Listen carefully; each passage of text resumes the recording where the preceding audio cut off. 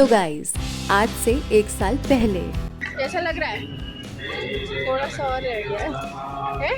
डोला को मिस कर रहे हैं। डोला को मिस कर रहे हो और बहुत ज्यादा। जी हाँ दोस्तों, 1 साल पहले ये सभी लोग गए हुए थे माता वैष्णो देवी के दर्शन करने के लिए, बट मैं नहीं जा पाई क्योंकि मेरे पेपर्स चल रहे थे। इनकी वीडियो की लिंक मैं आपको डिस्क्रिप्शन में दे दूंगी, तो आप उसे जरूर चेकआउट करना। और अभी के लिए आप आ जाओ प्रेजेंट डे पर। और इस बार माता रानी का बुलावा मुझे, मेरे पापा को और जीजू को आया है।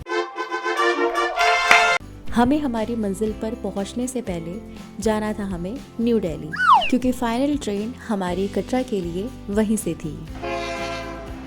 तो हम बैठ जाते हैं ट्रेन में और सबसे पहले हम जाते हैं न्यू दिल्ली। इस ट्रेन पर बैठने के बाद मुझे ऐसा लग रहा था कि मैं फ्लाइट में ट्रैवल कर रही हूँ और मैं ऐसी ट्रेन में पहली बार बैठी थी। तो हमारी ट्रेन चलती है और धीरे धीरे करके शिकोहाबाद जंक्शन, फिरोजाबाद और ऐसे कई स्टेशन आते हैं। लेकिन फिरोजाबाद में मुझे ये कुछ प्राणी देखने को मिलते हैं जो कि बहुत ही ज़्यादा क्यूट थे। वैसे ये वीडियोस में ही क्यूट लगते हैं, सामने आ जाए ना तो मतलब हालत खराब हो जाएगी। तो इन लोगों से थोड़ी देर मेरा एंटरटेनमेंट हुआ और थोड़ी ही देर बाद हमारा न्यू दिल्ली आ जाता है। हमारी फाइनल ट्रेन में टाइम था, यानी कटरा जाने वाली ट्रेन में हमें टाइम था, तो हम जाते हैं वेटिंग एरिया में और वहाँ जाकर के हम थोड़ी देर वेट करते हैं और साथ में अपनी पेट पूजा भी करते हैं। बट फिर हमारा मन नहीं मानता, तो हम सोचते हैं कि चलो दिल्ली को भी थोड़ा एक्सप्लोर करते हैं। तो पापा बैठ जाते हैं स्टेशन पर और हम और जीजू चले जाते हैं दिल्ली को एक्सप्लोर करने के लिए। तो हम सबसे पहले जाते हैं कनॉट प्लेस, जिसे सीपी के नाम से भी जाना जाता है। और ये एरिया देख करके तुरंत दिमाग में क्लिक हुआ कि यार यहाँ तो निशु तिवारी भी रहती है और यार मेरा उनसे मिलने का बड़ा मन था। फिर मुझे लगा यार कहीं ना कहीं से वो मुझे व्लॉगिंग करते हुए दिख जाए तो भाई सोने पे सुहागा जैसा हो जाएगा। और मेरी नज़र उन्हीं को ढूंढ रही थी, बट हुआ ये कि मुझे वो देखने को नहीं मिली। तो चलो कोई नहीं, फिर कभी मिल लेंगे जब बड़े वाले यूट्यूबर बन जाएंगे। उसके बाद हम गए पालिका बाजार। वहाँ पर हम लोगों ने कुछ खरीदा तो नहीं, क्योंकि हम लोग कुछ खरीदने के उससे गए ही नहीं थे। हम लोग खाली देखने गए थे। ऐसी जगहों पे ना आराम से फ्री होके आना चाहिए और बार्गेनिंग में जो एक्सपर्ट हो, लाइक मेरी दीदी, ऐसे टाइप के लोगों को लेके आना चाहिए, ताकि आराम से आपकी शॉपिंग भी हो जाए और बार्गेनिंग भी हो जाए। बात तो सही है। और यार दिल्ली घूमने के लिए आपको किसी ऐसे इंसान को पकड़ना है ना जिसको हर कुछ मालूम हो, क्योंकि वहाँ पर बहुत कुछ अलग है और किसी के पास इतना टाइम नहीं है कि वो आपको रुक के बहुत अच्छे से बता दे। वहाँ पर हमने एक बंदे को रोक के पूछा कि यहाँ कैसे जाए, तो बंदा कान पे ईयरफोन लगाया है और चलता चला गया। तो इसलिए कह रही हूँ कि अगर किसी को अच्छे से पता हो तो उसी को लेके जाना। और फिर खाई हमने आइसक्रीम। तुम लोगों को एक बात बताऊँ, हंसना मत यार, दिल्ली में मैं अपने जीजू को ना बिल्कुल ऐसे ही फॉलो कर रही थी। और अब बारी थी हमारी फाइनल ट्रेन की, जो हमें कटरा पहुंचाने वाली थी। एंड ये बेस्ट ट्रेन है कटरा जाने के लिए, तो जिसको भी माता वैष्णो देवी के दर्शन करने जाना हो वो इसी से जाए। 1 साल पहले जीजू मुझे मिस कर रहे थे जर्नी में, और इस बार इसको मिस कर रहे हैं आज। और मैं भी इस बार सभी को मिस कर रही थी। मेरा मन था हम सभी इस ट्रिप पर जाते तो और मज़ा आता।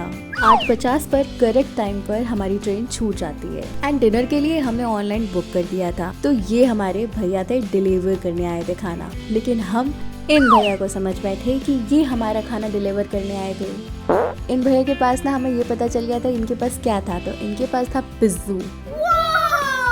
काश ये भैया हमें दे देते यार, हम पिज्जा भी खा लेते, अपना खाना भी खा लेते।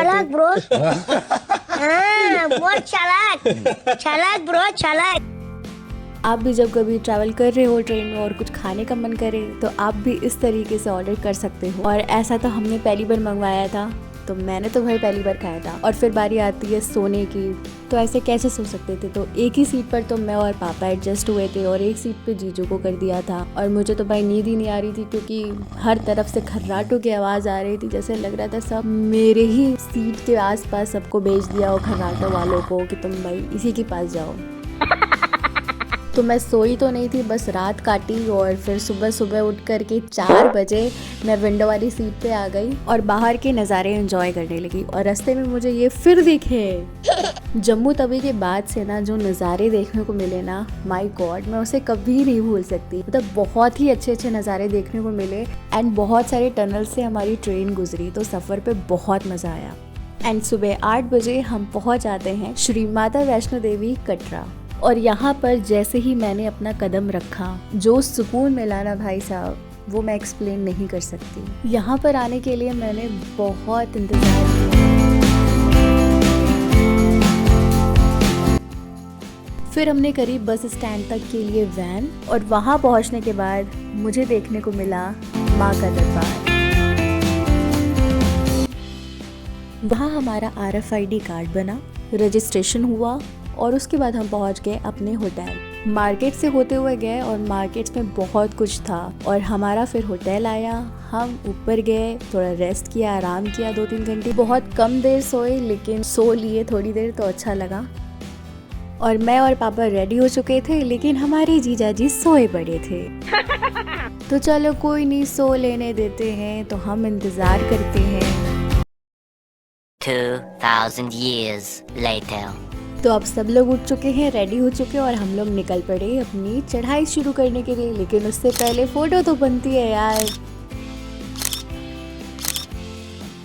ये कितना ज़्यादा सुंदर लग रहा है ना। वाओ! हम पहुंच चुके थे बाणगंगा चेक पोस्ट पर और यहाँ से हमारी चेकिंग शुरू हुई अंदर जाने के लिए। तो चलो जय माता दी करते हुए हम चलते हैं माता रानी के भवन। तो बोल साचे दरबार की जय, जय माता दी।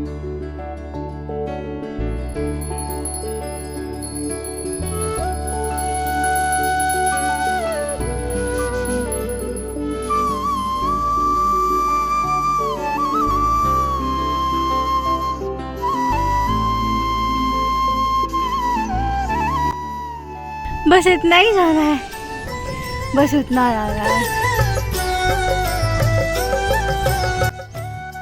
रास्ते में हमें लगती है थोड़ी सी भूख, तो हम पहुंच जाते हैं लंगर खाने के लिए। ज़्यादा खा करके कभी नहीं चलना चाहिए, तो थोड़ा सा ही खाया हम लोगों ने। और यहाँ पर लंगर खाने के बाद आपको स्वयं अपने आप बर्तन धोने होते हैं और बड़े ही अच्छे से चेकिंग हो रही थी कि भाई अच्छे से धुला है कि नहीं, कोई चिकनाई नहीं रहनी चाहिए। तो भाई मैंने भी धुले थे बर्तन, हर तरीके के पानी थे, विम का पानी था और पता नहीं क्या क्या पानी थे। और आप लोगों को तो पता ही है कि मैं मम्मी की BMW हूँ, बर्तन मांजने वाली।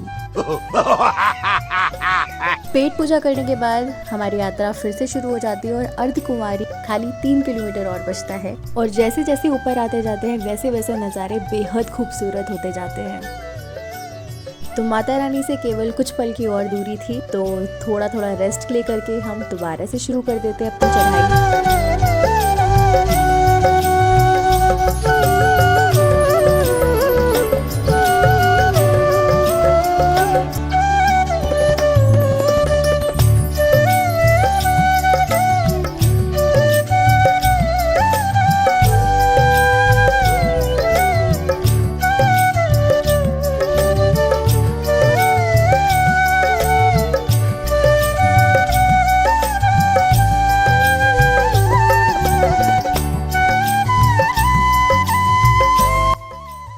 ऊपर भवन में जैसे जैसे पहुंच रहे थे तो ठंडी बढ़ती जा रही थी और मैं तो टोपा नहीं लगा रही थी, लेकिन जीजू ने कहा कि नहीं लगा ले।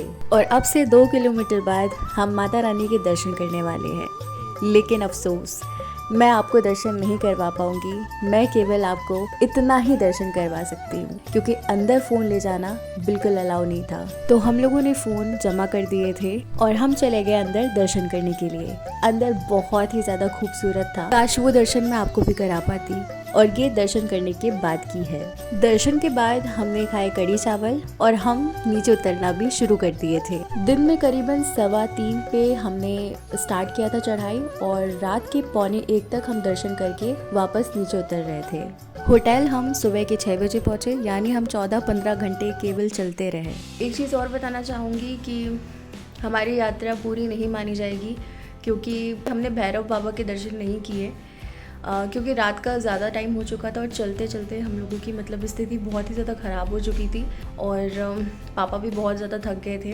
चढ़ाई बहुत ज़्यादा खड़ी है, रोपवे बंद हो चुके थे, बट कोई नहीं, नेक्स्ट टाइम करेंगे। हम लोगों की स्थिति बहुत ज़्यादा ख़राब हो चुकी थी और वो स्थिति जो है ना वो हम लोग अब महसूस कर पा रहे हैं। तो बहुत ज़्यादा हालत ख़राब है हम लोगों की। कल हमारी वापसी की ट्रेन है यार, लेकिन एक चीज़ है कि चढ़ाई करने में बहुत ही ज़्यादा मज़ा आती है। बहुत जगह हार रही थी बट फिर मैंने मन ही मन में जय माता दी करते करते चढ़ती चली गई और फाइनली मैं पहुंच गई थी।